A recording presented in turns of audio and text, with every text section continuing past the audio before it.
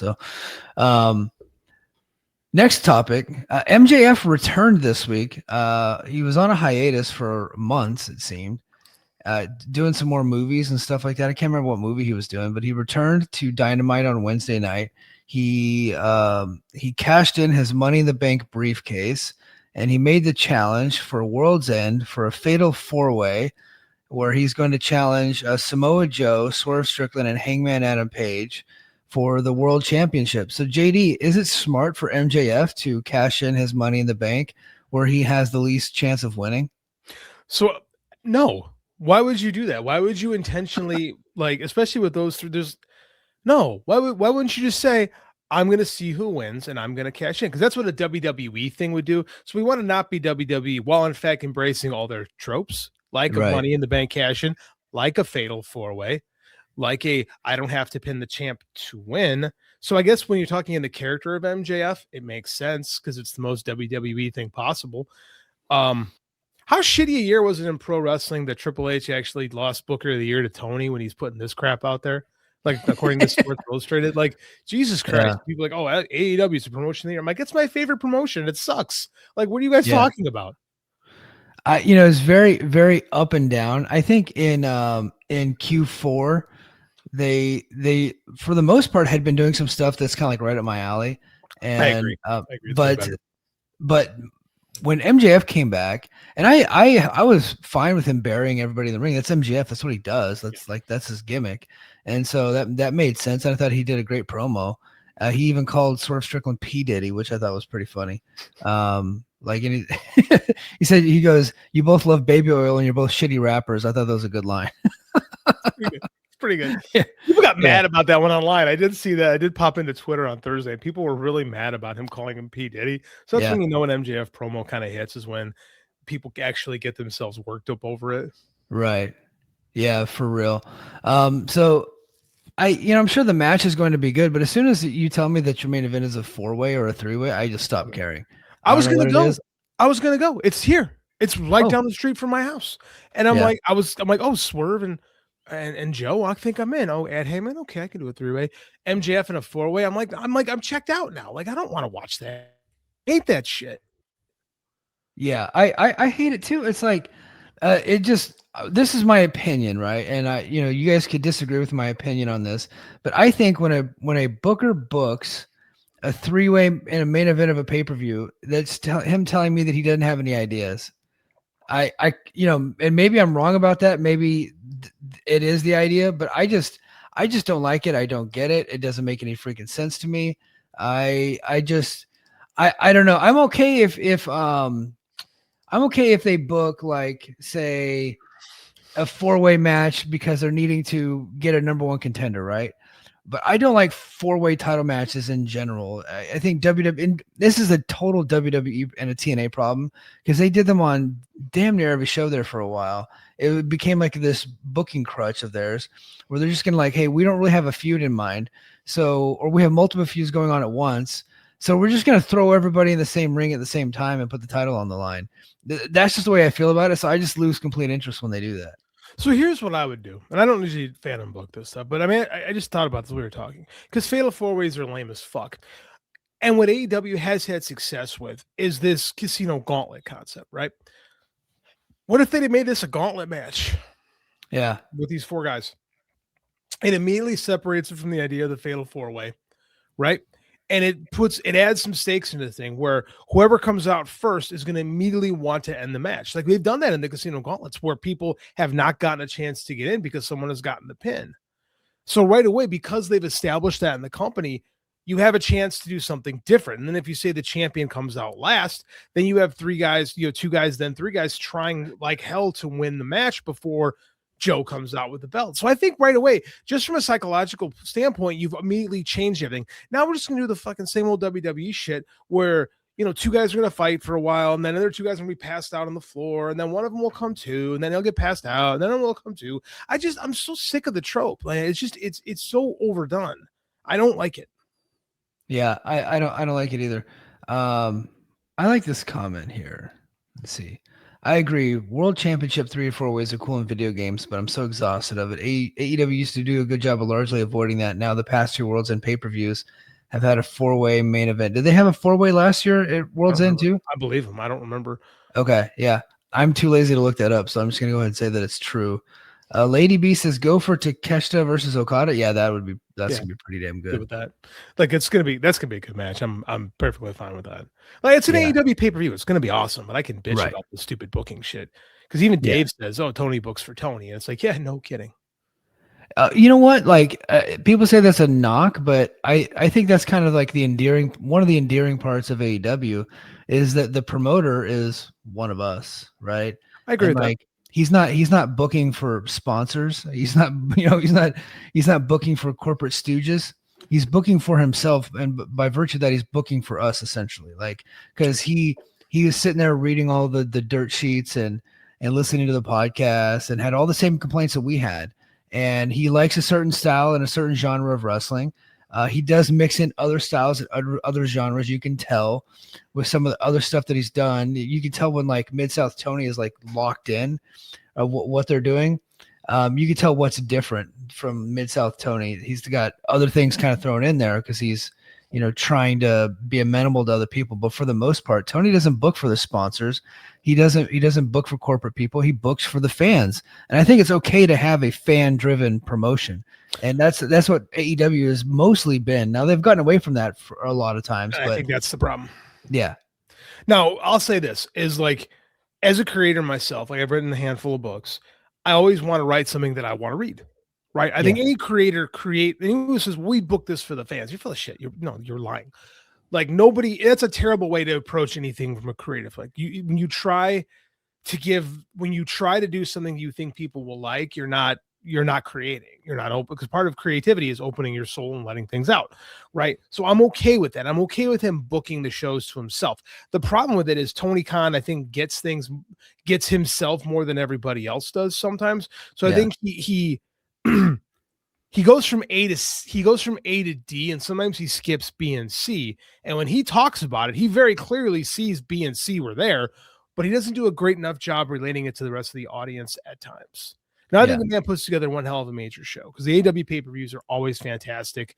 The TV show from week to week can struggle a little bit, and I think that's more on the lines of that he's not interested in the minutia of booking all the time, and he lets people do the minutia who aren't great at it.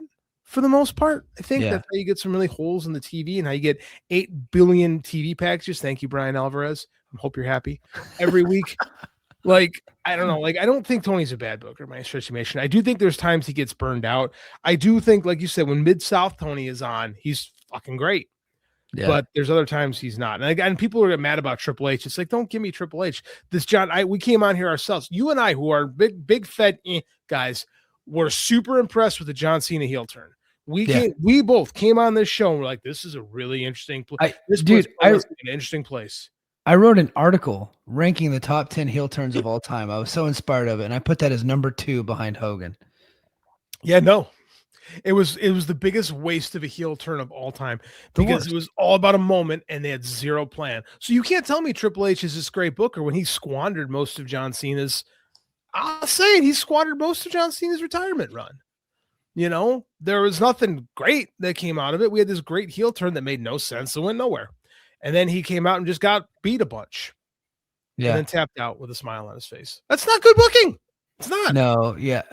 So the babyface from SummerSlam to December, I know that people can poke holes in logic in some of the stories, but they did do really well with those. And some of the matches were pretty good, I thought. But the problem is that we should have had a year of that. They did the heel turn, and John Cena admitted as much on the Cody Rhodes podcast, which is weird that Cody's got a podcast, by the way. But yeah, and I'm sure it's a very real podcast, but he did seem like he was, like telling the truth. He's like, no, we just did it for a moment and really had no backup plan. And then it just fell apart. And I was like, yeah. Of course. Yeah. Thank you, John. We saw it play out in real time. That's exactly what happened. And I've never been more disappointed in my life. Dude, I had given up on the Fed in 2017. And then occasionally they would bring me back in. And when the Vince shit went down, I was like, dude, I just feel dirty.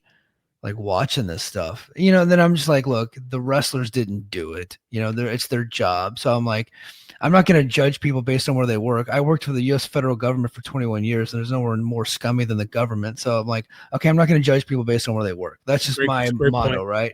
Great point. They're just there. They're out for themselves. They're taking care of themselves. I'm like, that's okay. Okay. So then I kind of, came back a little bit, and then the product was just so bad. And then finally John Cena turns heel, which is something that I wanted forever. And it was a great heel turn. It was fantastic. Within a week, it sucked. It's just like, I was so disappointed. I was like, I don't think I can ever trust these guys again. Now, look, I got a podcast, and so occasionally I'm going to watch some of the big stuff, but I don't think I could ever be invested in what they do again, because I just think that it stinks. And this stinks because of what John Cena just said. They have no fucking thoughts. I think that Triple H is lazy. I think that when he got the job, because the booking was pretty good the first 2 years, right? They were doing a really good job. And everyone seems to be in the same position as they were 2 years ago, right? I just don't think he's I don't think he's creative enough or motivated enough. I think he's got his tropes, which is fine. Everyone has his tropes. Stephen King has his tropes as a writer. I just don't see him challenging himself to do something interesting, because he had this golden opportunity to do something with evil heel Cena, and then they just didn't. Mm-hmm. It's like when you have the Hollywood Hogan template to work off of, we didn't do that. He's far more successful in Hollywood than Hogan ever was. Yeah. So, and I think you nailed it when we had talked about it before, when it did flop early on. You said John Cena isn't embracing it. Mm-hmm. He wasn't, but I don't blame that on him. It's like, look what they were giving him. It's kind of the whole Sting deal. It's like, Sting struggled as that babyface world champion. Well, look what they gave him, the Black Scorpion, right? Same thing here. Like, John Cena comes out, he's got the same ring music, the same gear. Everybody wants to cheer him, and he's saying these things that he doesn't mean in order to get them to boo, and everybody saw through it. And so they eventually just had to turn him babyface again without any storyline. He just came out and said, no, I'm a babyface. And that was the end of it. But that's the thing, though. As a leader and a booker, you need to sit down and go, okay, man, we have this moment. Yeah. Triple H has got to sell him. Like, John, we can do something really, really special. Like, think about all these things you could do. Think about all these stories we could tell. They could have really flipped the script on WWE. Like, Cena and Cody could have been like a really big thing. It could have been a blood hatred rivalry, but they just weren't interested in that. No. Yeah, they weren't interested. Let's get to the chat. I think we bounced around to like 3 or 4 different subjects. We're talking about. Yeah. Walk Beside Me says, it's actually one of the reasons I converted to mostly just watching Japanese wrestling is due to the abundance of 3 ways and 4 ways. It should be top champion versus top challenger, period. Look, you don't really want to put like hard parameters on what pro wrestling can be, right? Mm-hmm. There's got to be some flexibility. I don't want to say that they should never have 4 ways and they should never have 3 ways. I just don't personally like them when it's the main event of a pay-per-view for a world title, because it just tells me you have no story. That is my opinion. Not everybody agrees with that. I would be okay with it if we saw it once or twice a year. Yeah. We see them all the time. And it's just so we can get our stars in the main event, and 2 of them don't have to do a job. Yeah. It's such a crutch. Right. Yeah, absolutely. So I think AEW could borrow from TNA and make the 4-way match double elimination where someone has to be pinned. I don't think TNA does that. I don't. You're the TNA guy of the podcast. Has that ever been a thing? I don't know. I don't know. That might be a thing. Maybe I missed it, but I don't know. So ECW, the old ECW 3-way dance would be you had to beat the one guy, then you had to beat the other guy. Oh, you know what? So it's not okay. Let me pull his back up, Andrew. So they do that sometimes where it's an elimination match, but they didn't do that at Rebellion last year when Joe Hendry defended against Ethan Page and Frankie Kazarian, and they didn't do that at Slammiversary when Trick Williams defended against Joe Hendry and Santana. But they have done that before, but I don't think it's like their standard. You know what I mean? It's not like the standard way of TNA doing that. Was the standard ECW 3-way match. Yeah. Which is why those were really good. I remember being in Anarchy Rules 99. That was the show when Taz came in as the champ. Oh, yeah. And everyone found it leaked that Taz was going to WWE. or F at the time, and everybody, I wonder who leaked it. And everybody was chanting, "You sold out" at him, and they made it a 3-way match with Taz, Mike Awesome, and Masato Tanaka. And then Taz was out in like 5 minutes. Yeah. And then it was Tanaka and Awesome, and this just fucking great match, man.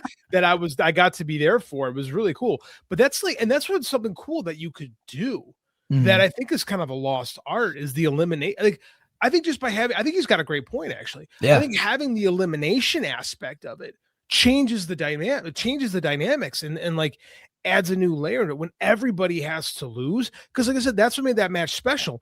Was for a minute we didn't have a champion in ECW, and it was either going to be Mike Awesome or Masato Tanaka.